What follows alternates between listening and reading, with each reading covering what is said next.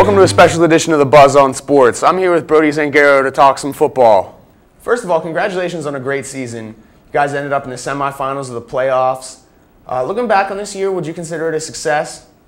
Yeah, I would definitely consider it a success. Maybe not after the regular season, but I mean, pulling off those upsets and making a late season playoff run, it was definitely something I enjoyed doing, and I'd love to do it again next year. Yeah, I mean, you guys were facing a steep challenge. You lost most of your defense, and you guys actually played some good defense down the stretch run here, and you kept yourselves in a lot of ball games. Yeah, well, it's something where we were kind of feeling each other out, getting comfortable with each other, and it took a couple games for us to gel, but we did finally start playing some good defense. Looking forward to next year, what do you think your expectations are going into next year?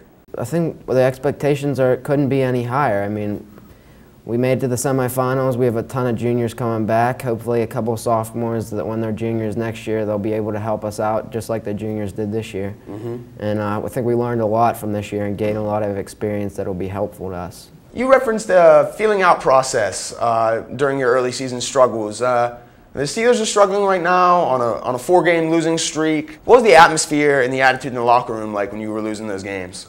Well, I know whenever we lost a couple games in a row, we lost to Seneca Valley, and then we won against Butler, and then we lost to Shaler. There was a lot of arguing going on in the locker room, and nobody knew what the answer was. But I mean, it's just something you got to work out. Not everybody was completely healthy. I mean, you look at the first time we played NA, we had 3 main players out with injuries, and it's just, I mean, with the Steelers, there's nothing you can really do. I mean, you can't be world champions every year. I mean, we're pretty spoiled. We had, what, 2 Super Bowls in 5 years and a Stanley Cup champion.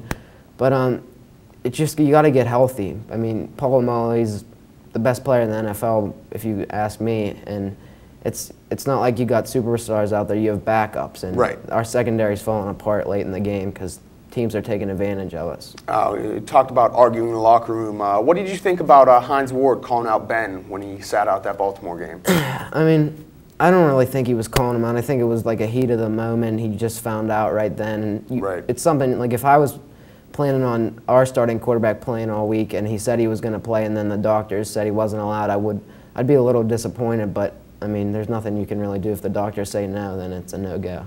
Right, and then, I don't know, he's taking a lot of heat this week because he's not going to play in the Cleveland game. I don't really think that's a big deal. What do you think about that? I mean, you got to win them all. So if we win, it's not a big deal. If we lose, I'm sure there will be some headlines about it.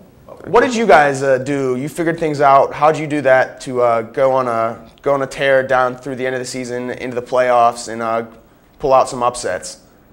Well, I mean, the main thing we did was we got healthy. I mean, the NA game the first time, we got Matt Linden back for the NA game the second time. We got Scott Zubik and Matt Hurt back. Those were 3 huge players that played key roles in that game. And I mean, with our season, it wasn't like we weren't in any of the games that we were losing, so we knew we could do it. We played with Bethel Park. We played with Shaler. I mean, these are just close games that we weren't winning in the end because we were making stupid mistakes like penalties and turning the ball over, and it's just little things that you need to get the job done, and that's what we did in the playoffs.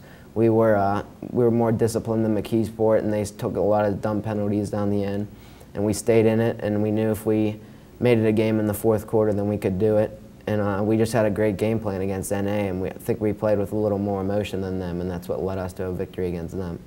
Switching gears a little bit, we're going to talk some college football. The bowl matchups are set. The BCS National Championship game, Texas and Alabama. What are your thoughts on that matchup? It's pretty intriguing, but I think you got to like Alabama. They just steamrolled over Florida.